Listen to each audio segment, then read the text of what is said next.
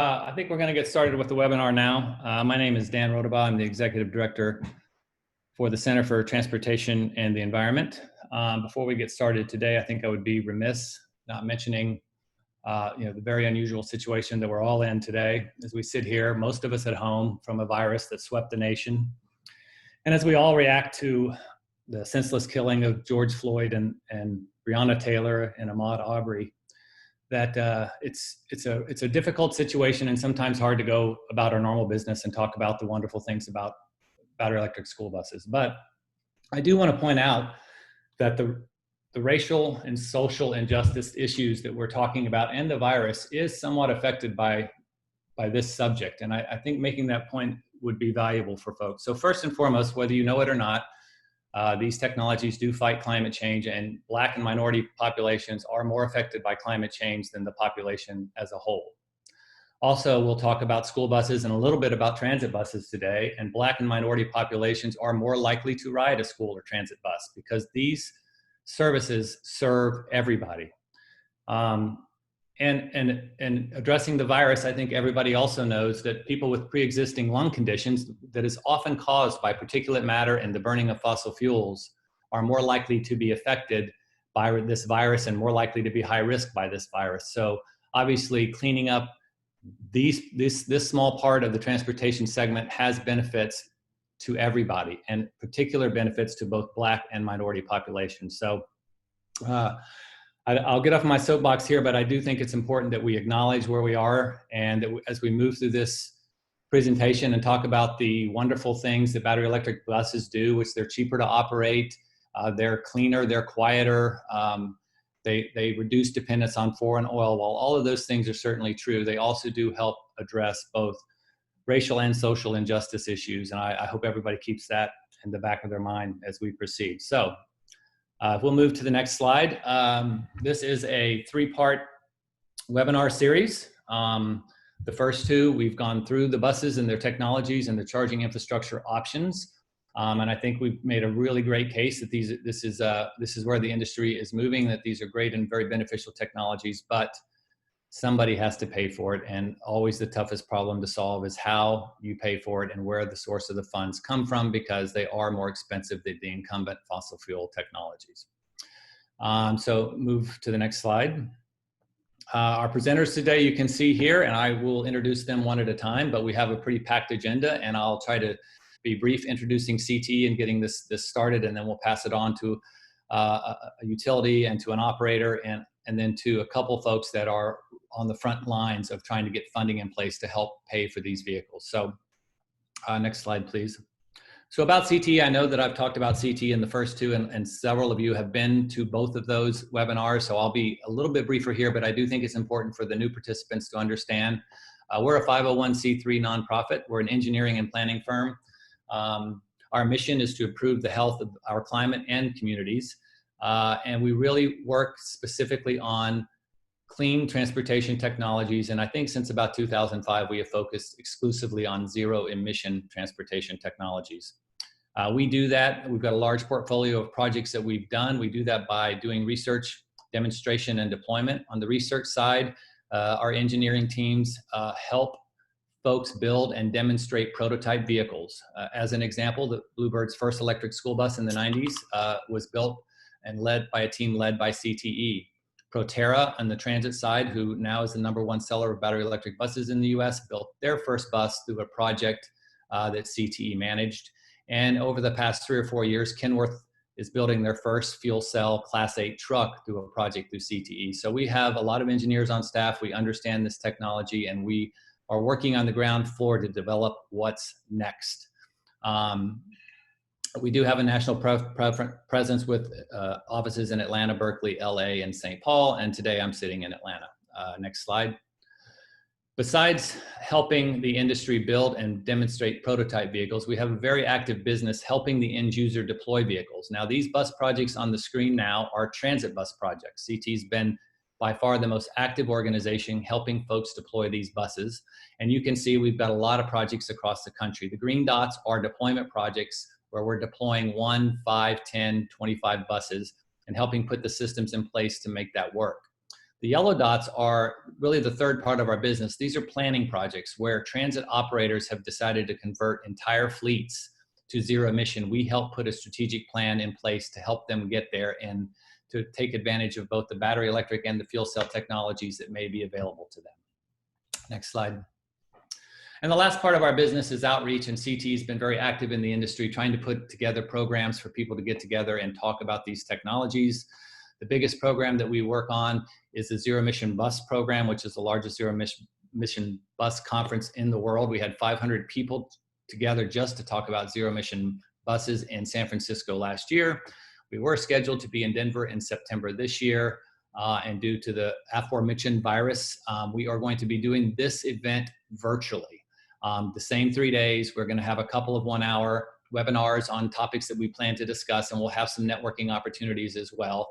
But the big news is we will resume the conference next year in Denver, which is a great place to be in September. And we will be expanding that conference to include both school bus operators, university school system bus operators, and airport bus operators. Big conference in 2021 in Denver, and we hope to have a very informative free webinar coming up this September. Next slide.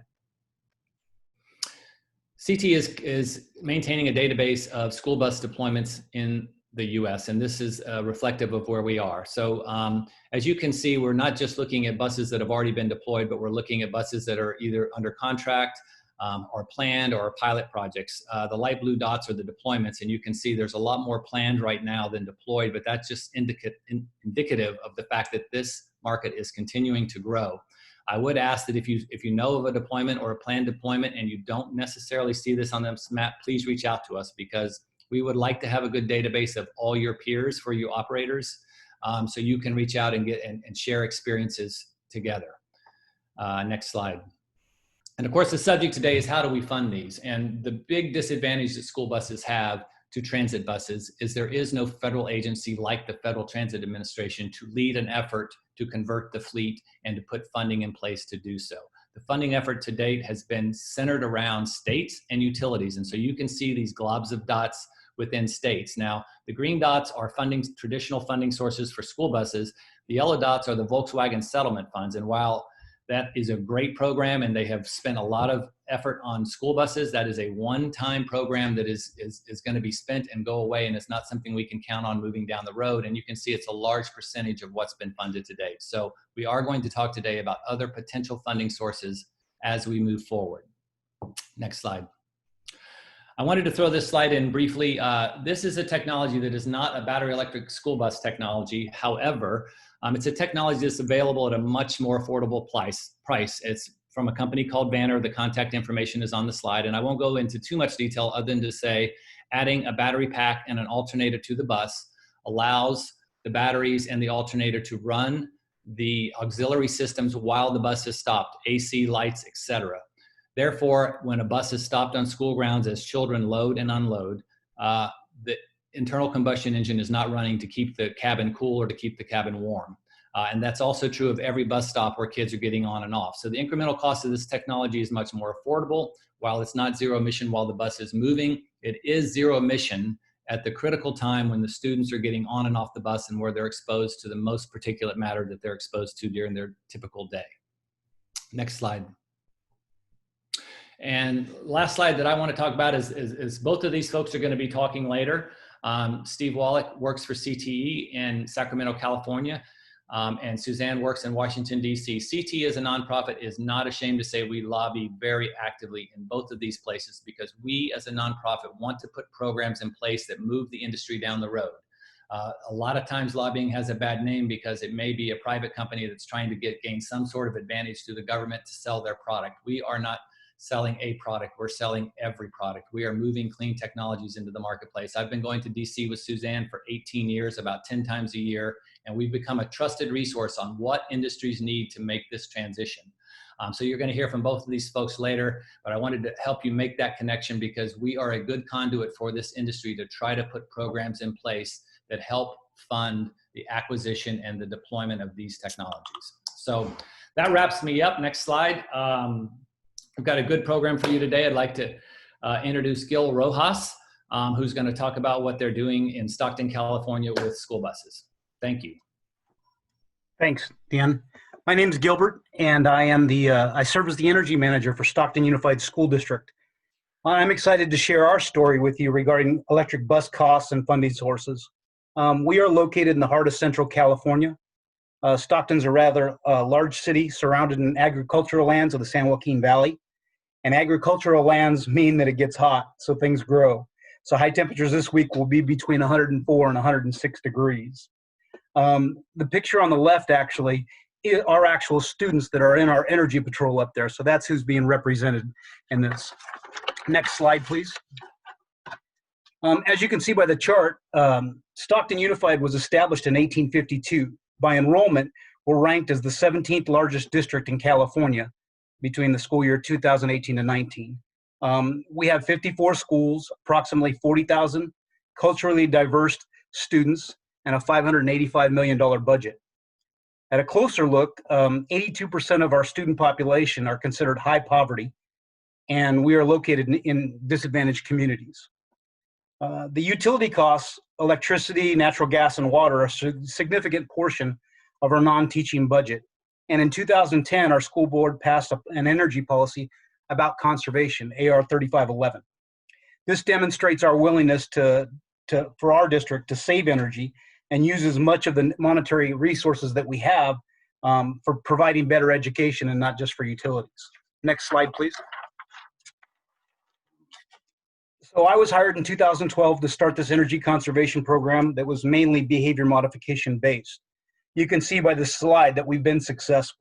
We are on course to save $22 million in 10 years. In addition to energy conservation, we've completed 2 rounds of solar as well, so that 31 out of our 54 school sites have solar installed. In addition to solar, 2 of our largest high schools have large battery storage systems to reduce the peak demand charge costs. Next slide, please. The grant on the sheet shows how we entered the electric bus arena. In October of 2019, we partnered with CTE and applied for the Clean Mobility in Schools pilot project. And that's a grant through the California Air Resources Board, CARB. After 8 intense days of grant preparation on October 21st, we submitted our proposal, and it was getting Stockton schools to zero emissions, clean air for our community. On December 20th of 2019, we heard that we were awarded $4.94 million. So 2 board resolutions and 2 subcontracts later, we're off and running and trying to get this project built. Next slide, please. For the CARB grant, we're securing 4 electric buses, utility upgrades for the transportation yard, charging infrastructure, battery-powered riding mowers, battery-powered gators, miscellaneous battery-powered landscaping tools, community outreach, and student education programs. For the CEC grant, we will receive 2 electric buses and $120,000 in infrastructure upgrade money. For the San Joaquin Valley Air Pollution Control District grant, we will receive 5 electric buses. For the California Public Utility Commissions, they have an SGIP program, a self-generation incentive program. We will receive rebates of about that $883,000 that will allow us to put a large battery storage project at a local high school. This will, again, reduce the peak demand charges for the site, but also allow us to offset some of the bus charging costs. PG&E is our local utility company, and they offer a special fee rate program, as well as rebates for the electric buses themselves and for the charging stations. Next slide, please. This chart gets into the numbers, and it shows that on A, that grant administration is about 3.1% of the project total. Energy strategy is 3.8%, and then the C and D, the utility upgrades and charging infrastructure, that adds up to 20.37%. As you imagine, buses are the largest line item in number E at 66%.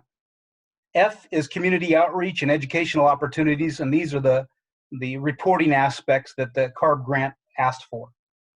G, almost unbelievably, is our project. We should be completed without any matching funds. Next slide, please. So under bus selection details, we show that we had to look at different methods of acquisition. You know, just things to consider are, how are you going to get these things done? And what are all the considerations? What are the specific requirements of each grant? Do we have someone on staff with experience to administer or manage this project? Will the programs run individually or concurrently? What are all the short-term and long-term plans for our electric bus fleet? Do we have the matched funds to acquire any buses if they're required? And do we realize that, you know, bus quotes are for a specific time. So depending on how long it takes you to get this activated and come through, you may need to account for price increases. Next slide. In our charging infrastructure details, you know, these are major considerations because they have to precede your bus acquisition plans. Your buses can't run without a charging system in place. And so you have to do site inspections with a variety of experienced contractors to make sure you've considered everything. We have 3 different funding sources for this bus acquisition, but none of them can be ordered until all the utility upgrades and infrastructure plans are complete and approved. Next slide, please. So Stockton Unified has officially added zero emissions and lowering the greenhouse gases to its fundamental goals. It's exciting in these financially difficult times to complete the utility upgrades that will allow us to realize the dream of electric buses at Stockton Unified. For me personally, this is a pinnacle of my career with the district, and it will be a legacy project that I will always remember.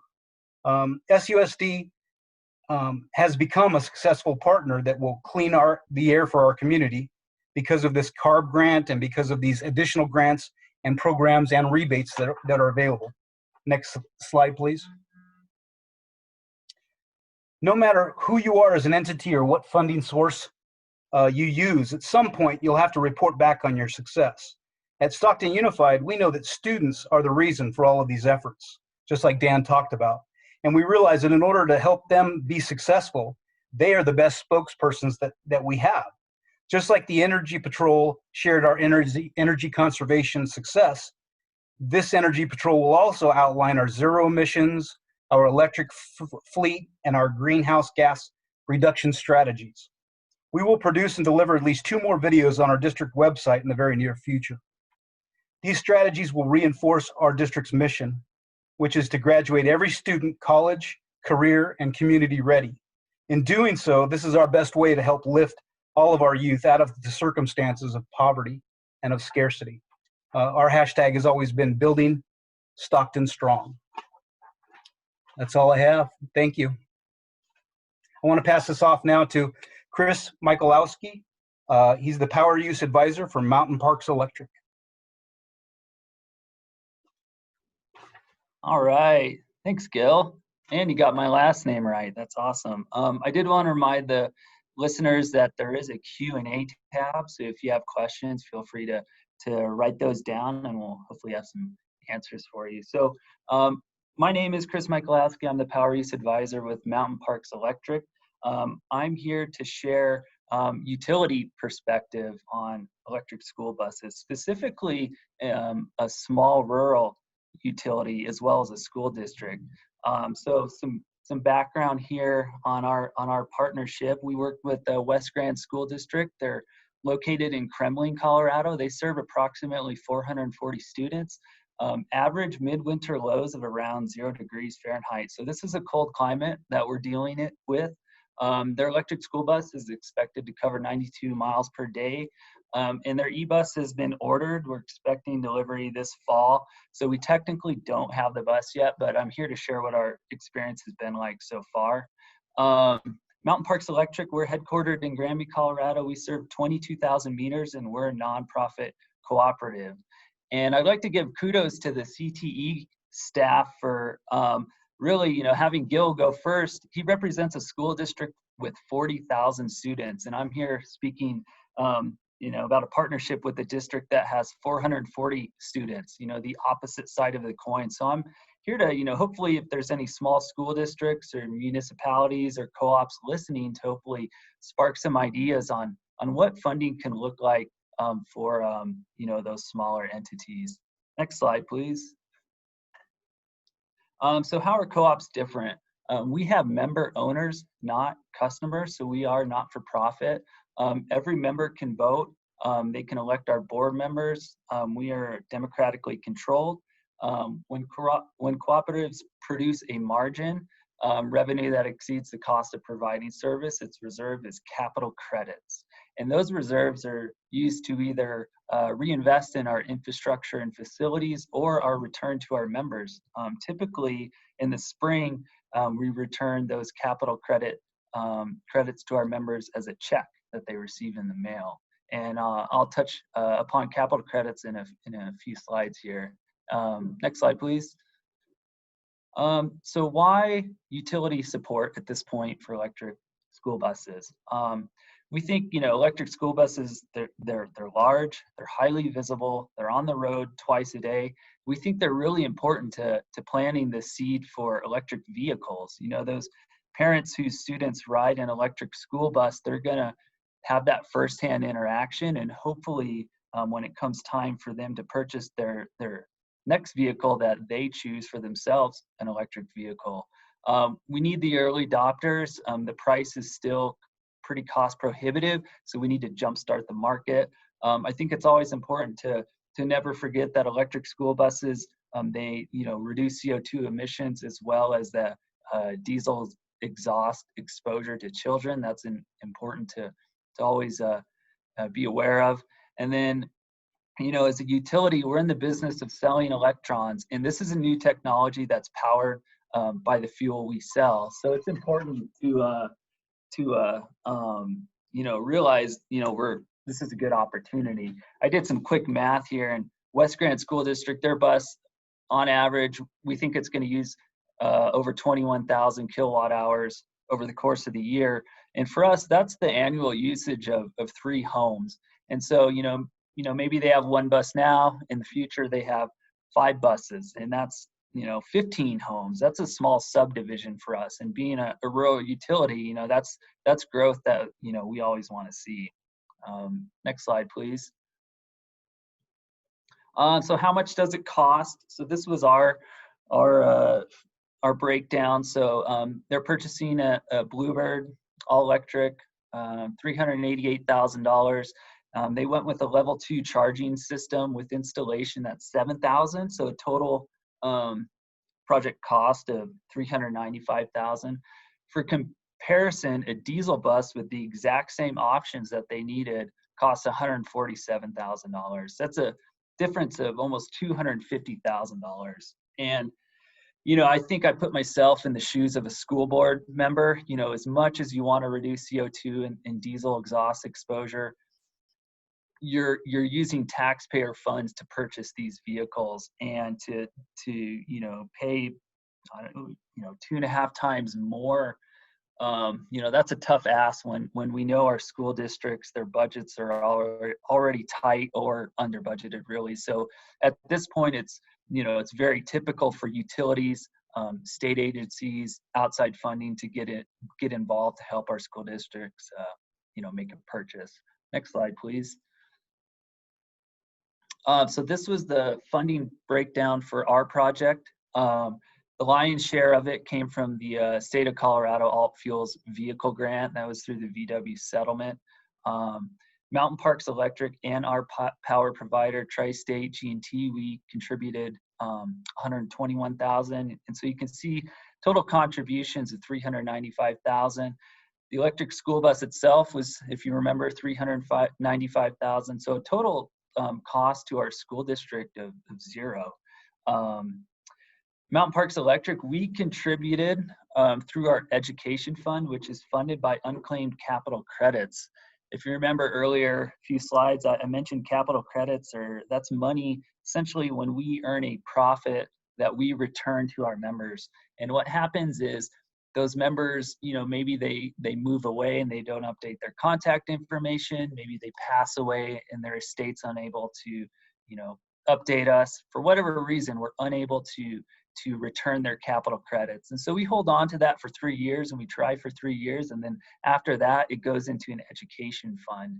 And I would say the last few years, we've really been focused on using this education fund to promote electrification in our schools in a way that can, reduce cost as well as CO2 emissions. Next slide, please. As a not-for-profit cooperative, we pride ourselves on being a trusted energy advisor in our community. We've been around since the mid-1940s. We have a great relationship with the school districts that we serve. I think from a utility perspective, as far as what we've learned from this project is, really get to know your transportation directors. When we are in the background, putting together all the numbers on this, and we realized that, hey, we can get this bus at no cost. We thought we'd present to the school board, it would be a slam dunk, we'd be in and out of there, and that was not the case. Our school board, pretty much probably like all school boards, they take transporting other people's children very seriously, as they should.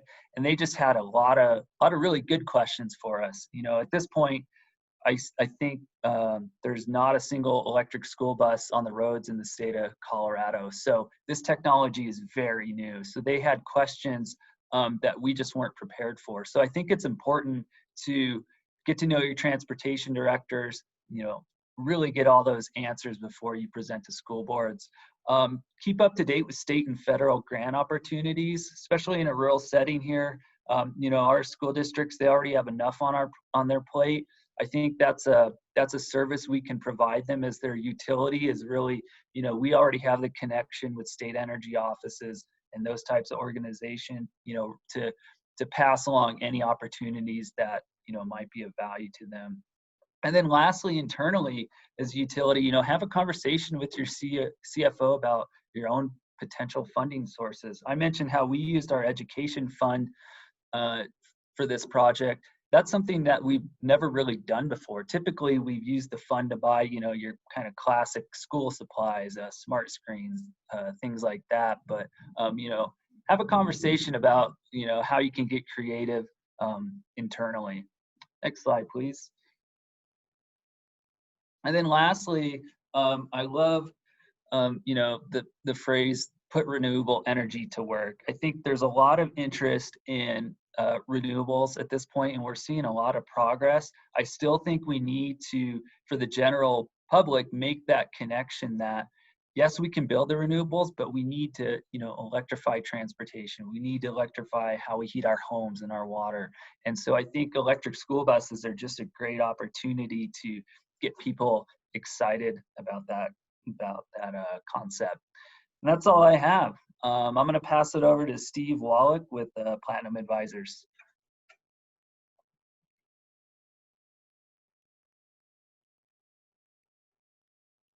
Sorry, I forgot to put the mute off, but good morning. It's Steve Wallach with Platinum Advisors. I've been working with CTE for about 7-8 years in the legislative lobbying here in Sacramento. Worked on a wide variety of projects, ranging from regulatory changes to funding at the budget level to funding within the different agencies with Air Resources Board and California Energy Commission. What I'm going to go over today is like some of the various funding programs that have been in place in California for replacing school buses and growing and more of an emphasis on replacing school buses with zero emission buses. Over the past, California has funded these programs from a variety of sources. They are, primarily right now pilot projects because schools aren't mandated to transition to zero emissions, but there's becoming a growing interest and demand for funds for schools to transition to zero emission vehicles. The first one that's on that list is the Rural School Bus Project. This was a program that was funded to try and help out in the rural areas, the smaller air districts in California, particularly because they were ones where they had the oldest, dirtiest buses, because that was the focus on a lot of the policies. Schools, there's a significant exposure to diesel emissions at schools and on these older buses, and so they wanted to get rid of them first. So far they've funded about 32 zero emission buses. They've also replaced older buses with newer diesel technology as well as CNG in some areas. So that they mainly was to get rid of the dirtiest buses first, and then they're focused on zero emission buses. The next program that they've kind of put in place is one that is operated by the California Energy Commission. called the School Bus Replacement Program. This was a kind of a one-time allocation of some state budget funds, general fund funds that were dedicated towards energy efficiency at schools. Prop 39 closed a loophole in the business tax process, and then which generated about $500 million a year for 5 years to schools for energy efficiency projects. And within that, they dedicated $75 million towards vehicle replacements. And so that's a program it's been successful. They've added some funding from some other sources called the Clean Transportation Program now. It used to be called a very long term before. But these funds have been awarded. 60 schools have replaced 211 old diesel buses with battery electric buses so far. The next program that the state has put in place is another kind of pilot program that was aimed at originally helping school districts comply with new regulations for trucks and buses in the state. This encourages pilot programs to convert to zero emission buses, but also allow schools to retrofit and replace older buses with cleaner technology. But that program was funded primarily through a bond fund, about $200 million from about 20 years ago. The money has been all allocated, but it is for a variety of projects. And then now, more recently, is the Clean Mobility in Schools pilot project. They've allocated cap and trade money, the auction revenue that California has. It generates, in normal years, about $2 to $3 billion a year. That money gets spent on various programs. And Air Resources Board has traditionally tried to carve out some money for school bus replacements because of the demand that it's shown through the other programs. This is the funding. This last year, they awarded $25 million to 3 projects. The one you just heard earlier from Stockton Unified School District was one of those awardees. And this is a program that CARB is closely watching the success on it, because as these successes prove the usefulness and the ability to use zero emission buses, they're going to probably expand on it and expand regulations and loosen regulations in other funding programs to help with school districts. I think the next slide. I went ahead of myself. But on the VW Mitigation Trust funds, California had its own allocation. They dedicated $130 million to buses in 2 kind of tranches, but this includes both public transit buses and school buses, and a sub-account for shuttle buses. So this provides up to about $400,000 to schools for a maximum of $3.2 million per entity, and the funds are divided between those 3 programs. So right now, the demand is clear because the school bus program is currently not accepting any applications because they have oversubscribed. They've already spent that money there. That's on the first $65 million. The next $65 million will provide additional funding in the future. And then next slide. Other funding programs. There's a lot of other funding programs in California for various programs, and a lot of it relies on the local air districts, and they have been very good partners, not only just looking at for state sources, but if you are considering a project, is to definitely reach out to your local air district, because they have other funding sources that may not be dedicated to school buses, but they could be used for that if they find something is very important, particularly to their area. One of the main ones, the newer ones, is AB 617, which is called the Community Air Protection Incentives Program. These funds, can be used for both zero emission as well as combustion technologies, but priority is given in funding for zero emission. They've recently amended the guidelines for the community, the AB 617 programs, to create some more flexibility for those disadvantaged and low-income communities. Previously, you had to comply with the existing air regulations that CARB has for trucks and buses in order to use those monies for zero emission. In those areas, as disadvantaged areas, they don't have to be in compliance. They can be out of compliance and they can spend the money on that. This is one of the areas I think CARB is looking at, the Clean Mobility in Schools pilot program, to find that success. And they probably will, in subsequent guidelines, make this even more flexible for more communities to take advantage of these funds for zero emission school buses. The 617 program, just in background, was more focused on stationary sources, but they've expanded it to try and clean up schools, not only for buses, but other energy efficiency conversions at school districts. The other program there is the car and motor program. This is one that's been around for quite a while. It's funded through vehicle registration fees, smog check fees, and tire. When you buy new tires, there's a little charge on there that goes into this pot. It is administered by the local air districts as well. And this is one that, you know, you could get up to $400,000 for zero emission buses. And about 60 million is available statewide each year that gets split between the districts for a whole range of programs. It is a little more technical with how do you comply with it, but school buses is one that is eligible and probably scores pretty well under their program. The other is a smaller program that the state gets. It's the Federal Diesel Emission Reduction Act funds. The state only gets, I think, maybe $1 million, maybe less than that a year. They usually combine this with other programs that have been used to replace diesel school buses with cleaner technologies, including zero emission technologies. So I think that was a quick rundown of the various programs. I'll be around for questions. And I think now I'm going to turn it over to Suzanne Sullivan for the federal perspective. Thank you, Steve. I appreciate that. Hi, I'm Suzanne Sullivan. As Dan mentioned, I've been working with CTE for 18 years now, and it's been a really wonderful experience. Over those years, it's been interesting to watch the evolution of zero emission transportation advocacy at the federal level on Capitol Hill. So now, the good news is, you know, there's almost all agree, I should say, almost everyone agrees that climate change is a problem and we need to find solutions to address it. Almost everyone agrees with that. We've seen a lot of progress there. The Republican-controlled Senate actually passed a federal surface transportation bill last year that for the first time in its history had a climate change title. So that was a big deal for us. But, you know, all the times we've been doing this, over the time we've been doing this, I can remember many situations where there were certain members who just really didn't want to talk about green technology or sustainability. This is back, you know, in the early 2000s.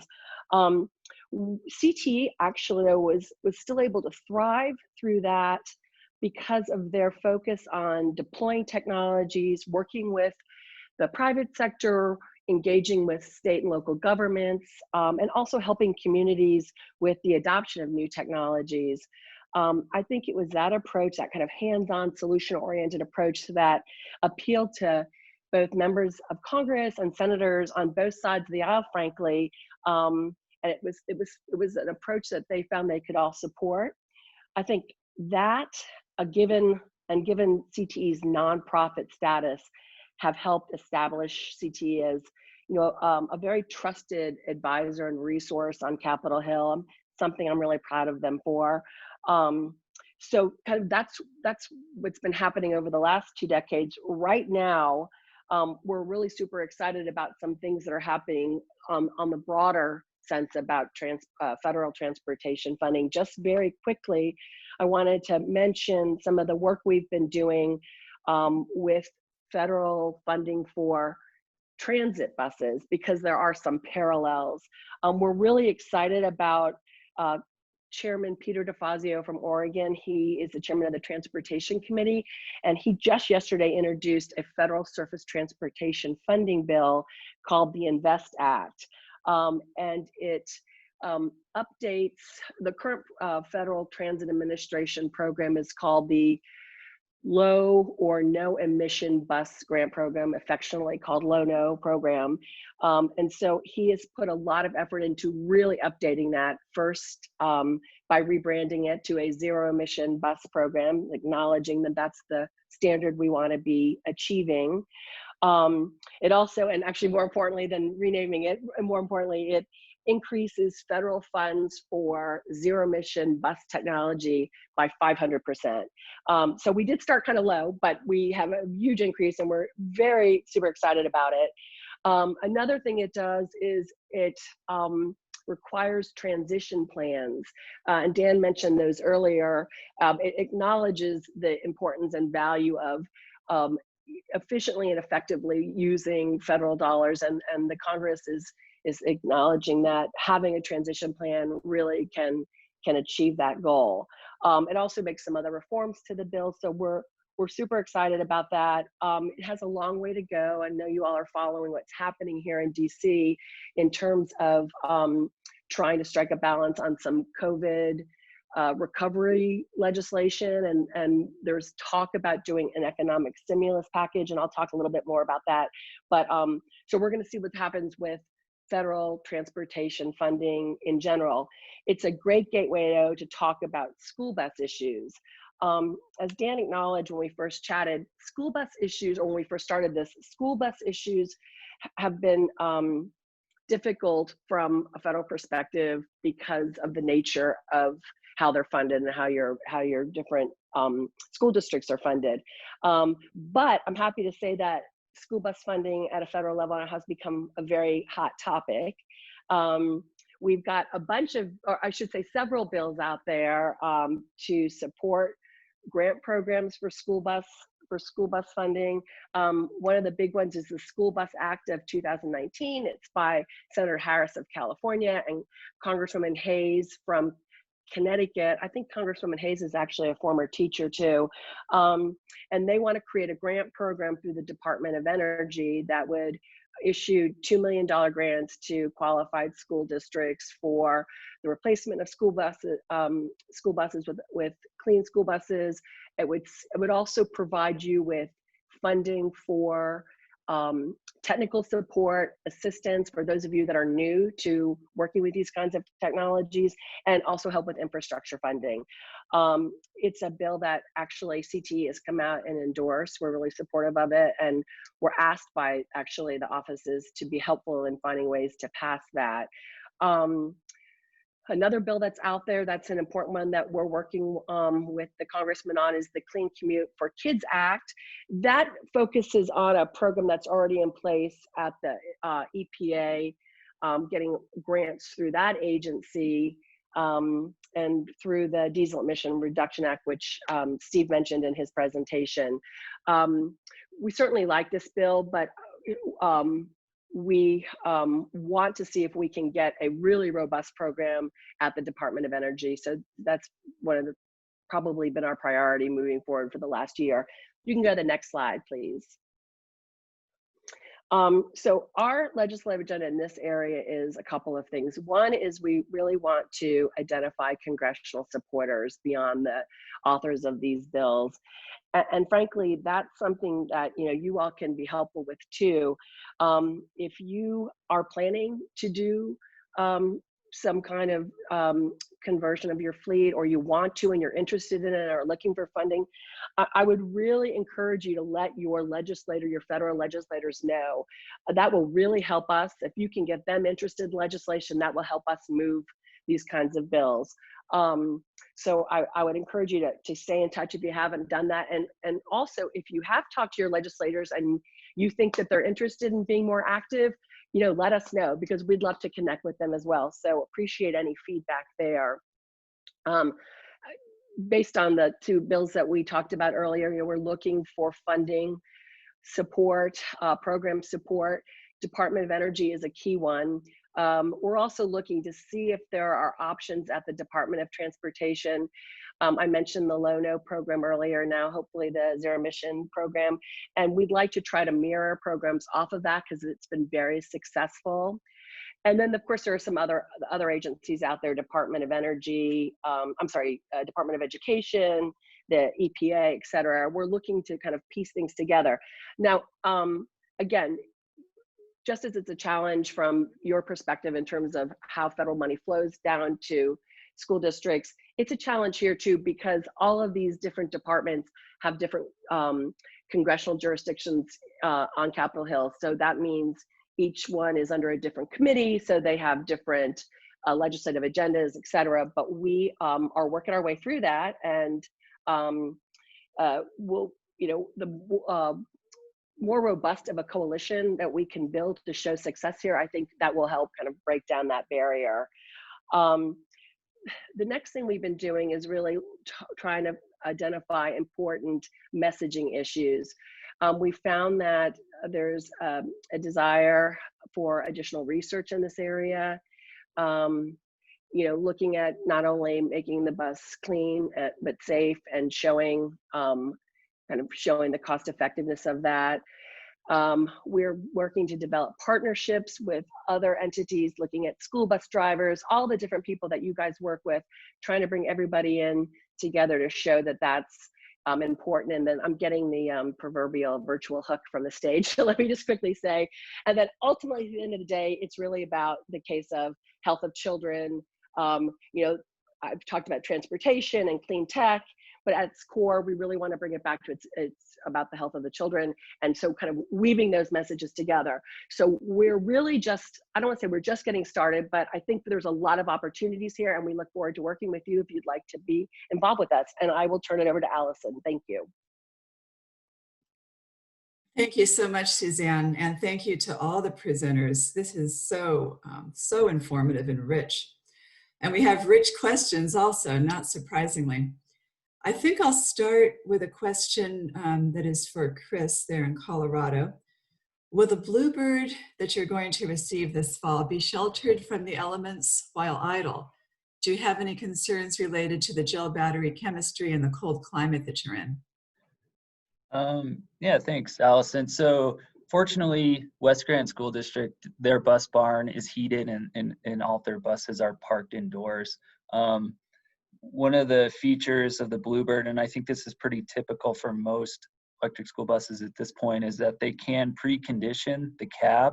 So while they're still plugged into the grid, you can turn on the HVAC system and have that bus, you know, warm up and head out on your route. So even if you are parked outside, you're still able to get the cab up to temperature and head out on your route. Oh, thank you. And in addition, I can add that when I talked with the deployment that's in Minnesota, temperature is fairly similar to yours. They've had just excellent and consistent performance. I believe that is a Lion that they're operating there in Minnesota. So here's a question for Gil, and it's from a school board member in Bend, Oregon. She is wondering if you can send information or give information on your energy conservation program that has saved several $1 million and the grants that you received. Thank you. So to Carolyn, yeah, we did a behavior modification program. What we did was we partnered with an ESCO, and it was a 5-year program that was really no risk to the district. They paid for our education and hired 2 of us for this, 54 schools that we had. We did it for 5 years. We showed how to change EMS settings, water. We affected quite a bit. So I have your email address. I can send you actually a copy of our Energy Patrol video and any other statistics or things that you need. So yeah, I could be happy to send that out. Oh, thank you so much, Gil. So as CTE mentioned, the VW funds are a one-time allocation. And outside of California, there's a few buses here and there, but most states don't have anything close to the support that California has for buses. So the question, it might be one for Dan, what are the levers for change that are key to getting a wider scale adoption of electric school buses and deployment?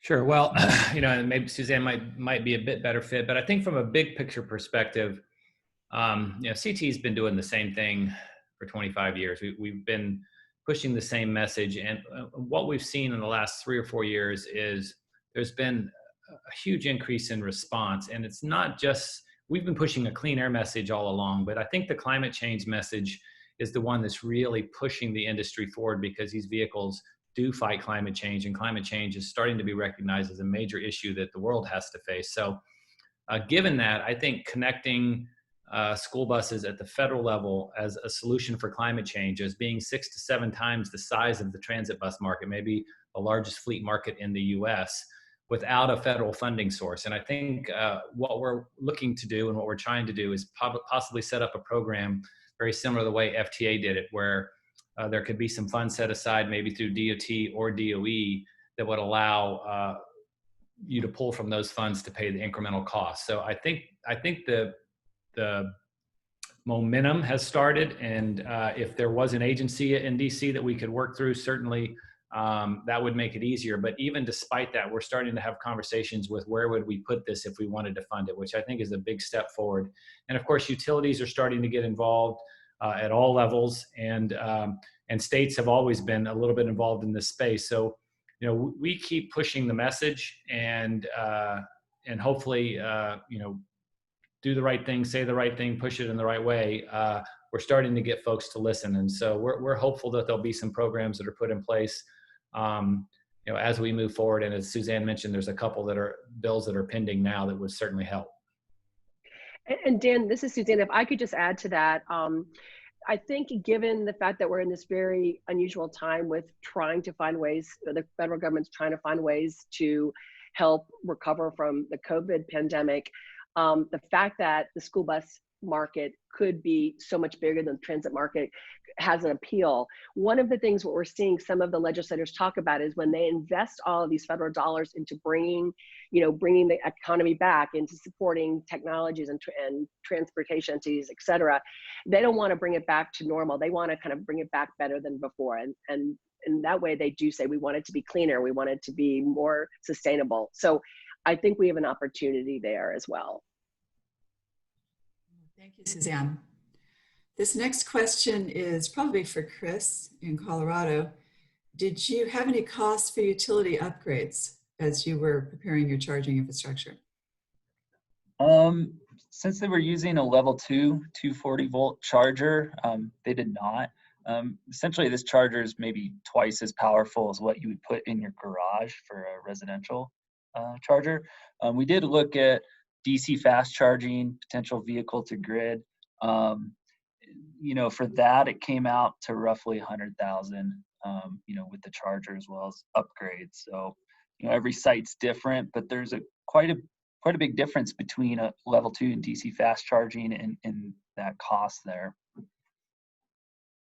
Good to know that. So staying with rural school districts for just a minute, we have another question. A general understanding is that in mountainous areas, which are often the rural areas, electric buses can have a lot of challenges with the mountainous terrain and mileage compared to diesel. Did the school districts bring up this similar issue? They did. Actually, the transportation director was concerned. They go up a mountain pass to pick up some students and was concerned if it could make it up the hill. And so, you know, I sent him over the torque specs, and, you know, he read that over and didn't say much. But then he was able to attend a ride and drive event where he actually got behind the wheel of an electric school bus. And as soon as he did that, he had a 180-degree shift as far as the performance aspect, just because they have so much more torque in the motor. So I think that's a good thing if you're able to, your organization, organize some sort of ride and drive and get those bus drivers behind the wheel. They'll be surprised at just how well these vehicles perform. Yeah, this is Dan. I'll jump in there as well. I mean, the electric motor is just a much better fit for pulling a load like that than a diesel engine. Its peak torque is at 0 RPM. And when we first started with this 20 years ago, you know, energy was such a concern out of the battery pack that a lot of the capabilities of the motor were restricted through the controller so that you could get as much energy out of the battery as possible, because obviously when you pull a lot of torque, you pull a lot of energy. And a lot of times, these systems can be set up for an energy bias or a power bias. So getting on an energy bias type system and not getting the torque you're looking for is not a product of the technology. It's just a product of the way it's been set up. And as batteries get better and better, and that becomes less of a concern, as we mentioned, it's just it's a much better fit for pulling up a hill and stopping on grades. It's just a matter of being able to take advantage of the power that's there. Thank you, Dan. We have time for just one or two more questions. And I think that one of the most urgent ones that I'm looking at and the most relevant to everybody, will the new INVEST program that was mentioned earlier provide funding for electric school buses and infrastructure?